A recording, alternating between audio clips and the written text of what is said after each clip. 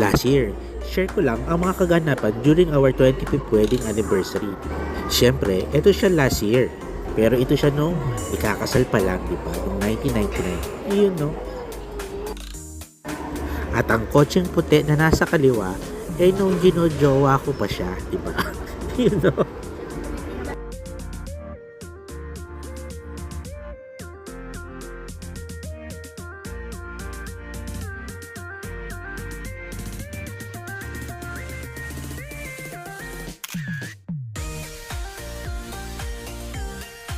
During our last 25th wedding anniversary last year, ang team ng aming kasal kahit maputi na ang buhok ko, diba? Kaya hindi ako nagpakulay. Kaya napasigaw siya bigla dahil ang puti na ang buhok ko.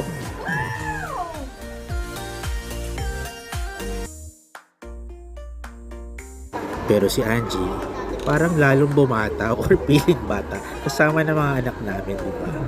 At eto na, naglakad na siya sa parang garden wedding, diba? At syempre, parang hindi pala siya haharap sa pare, magpo-propose na ako, diba? Ang tagal niyan mga 5 minutes ako nakaluhod, pero tinawag na ako ng pare at gusto na raw niyang simulan yung aming kasal for our 25th wedding anniversary.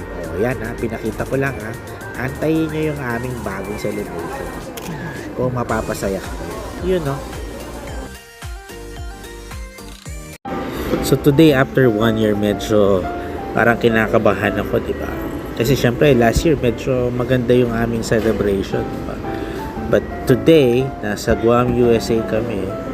I don't know kung paano ko siya mapapasmile.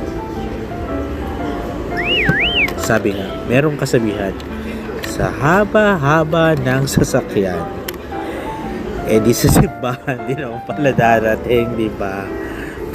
Will you marry me again? Buti na lang, dito sa Guam, USA, may mga Catholic churches, diba? Pero ang problema, sarado pala kasi Thanksgiving Day pala today sa Guam.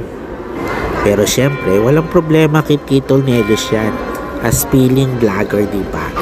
Isang simpleng video edit lang, parang ikakasal ulit kami kahit sa labas ng simbahan, diba?